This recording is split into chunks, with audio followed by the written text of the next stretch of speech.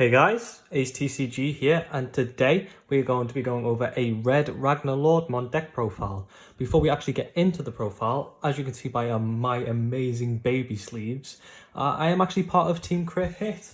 I'm really happy to be a part of Team Crit Hit, and we've been doing some really amazing content. Here is the playmat that we use. It's really nice. It's awesome.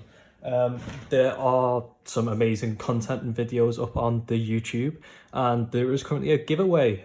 So if you want to take a look at that, the links are in the description. So make sure you do that. We do work really hard to try and make some amazing content.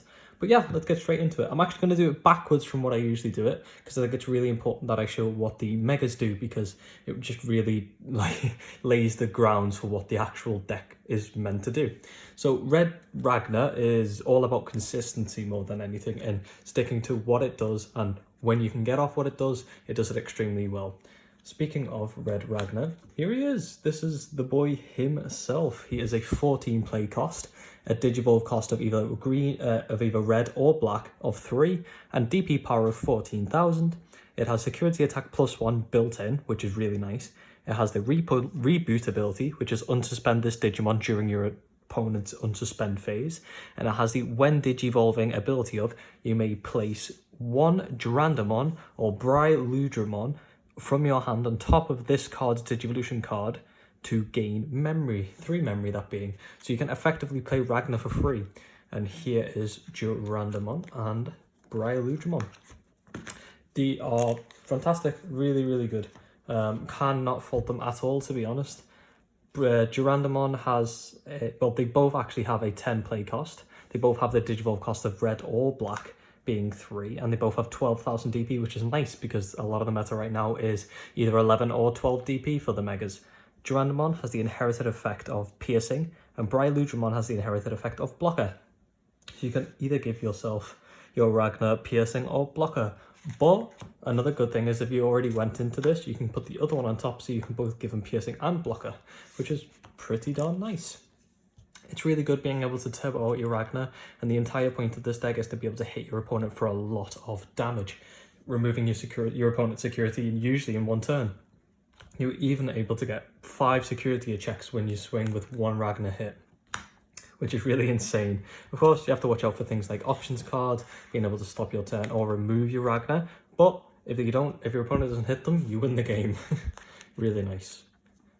We will take a look at the last 2 of our megas. So a lot of lists are running 9 of the level 6s. I like 8. I'm used to 8/6, 6 to 8. And because we're running red, Volcanic Dramon is an absolute favourite card of mine. And with the meta right now being a little bit more fast in some areas, Volcanic Dramon really comes in useful. It is a play cost of 11, Digivolve cost of 3, and it has a DP power of 10. But it has some amazing effects being security attack +1. That is actually the main reason that I really like 2 of this in this deck. The security attack is fantastic, and it's a nice backup / alternative way to beat down extra damage instead of having to heavily rely on Ragna. And also it has the on-play ability of delete all of your opponent's Digimon with 4,000 DP or less. So as I mentioned, I actually don't mind digivolving into this sometimes, just because that +1 security attack is strong enough realistically for a mega.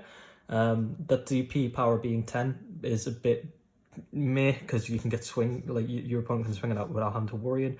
But we have some DP boosters built in, inherited effects in the deck, so when attacking you're not as worried as you could be in some scenarios.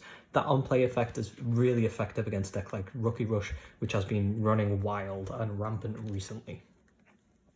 Next we will go into our ultimates. We are running 4 Duramon. Duramon's a card that I have been tempted to put down a little bit, but when you can get its effect off, it feels amazing. Duramon is a 6 cost to play, a Digivolve cost of 3, and it has a DP power of 7,000, and it has the inherited effect of, during your turn, while this Digimon is level 7, it gains security attack +1, which really helps you get to that big hit turn with your Ragna. Because Ragna will gain an additional security attack, and you have even more ways to give it more. That's realistically why we're running 4, because if we can hit our opponent for 5 security, we want to do that. It's really amazing to see, and plus if you can pull it off, it's really good competitively. So it's not too bad. we are running 2 Metal Tyrannamon, sorry, yeah. So I'm actually running this, and some of this list is a list and a look from the PPG, but I've changed some of it out to fit more to my playstyle.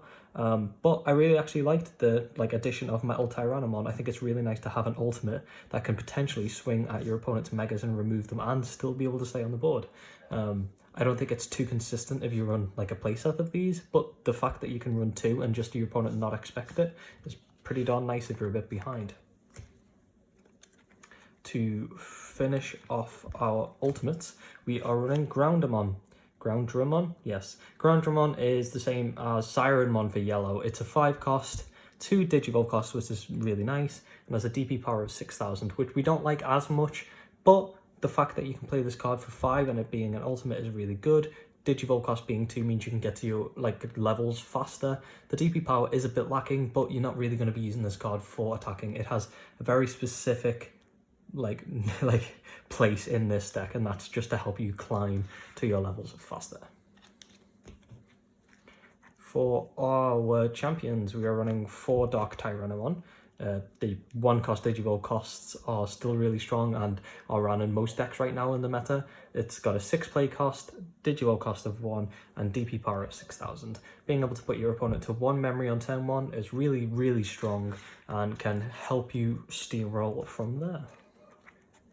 We are running 4 Greymon. Greymon is a really nice card and came from the trial deck for red in the set 1. It is a play cost of 5, a Digivolve cost of 2, DP power of 4, which is a little bit meh because of Shine and Alteress, but the reason we're running it is because its inherited effect says security attack +1.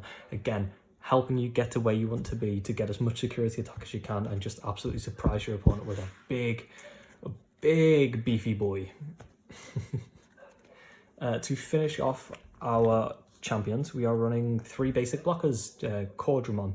Cordramon is a basic because it has play cost of 5, Digivolve cost of 2, DP power of 6k, it has the blocker ability, and when attacking, lose 2 memory.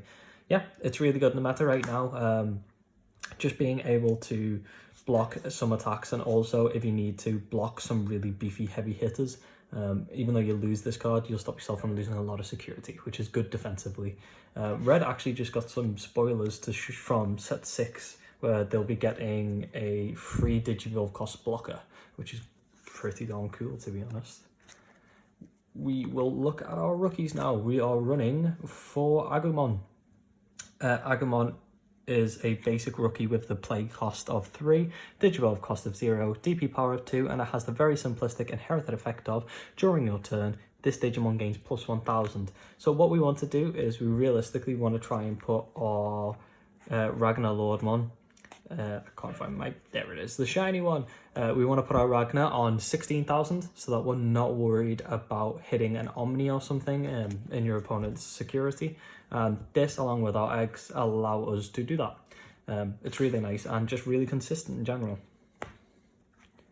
We are running 4 Zubamon.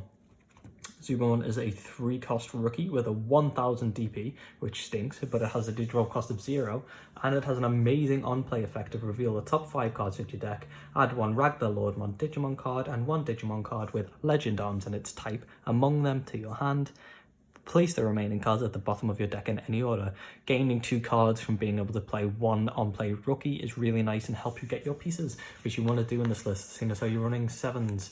Level 7s can be a bit bricky at times, so being able to just search for them or search for your other pieces can really help you. Next up, we are running 3 Biomon. Biomon is a 3 cost rookie with a DP power of 2000 and a Digivolve cost of 0. It has the inherit effect of when this Digimon deletes one of your opponent's Digimon in battle and survives, trigger draw 1.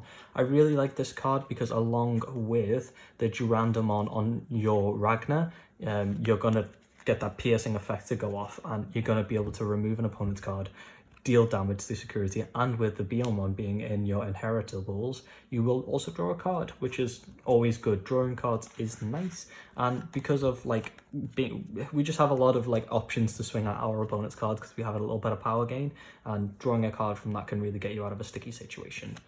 To finish off our rookies, we are running 2 Monodramon.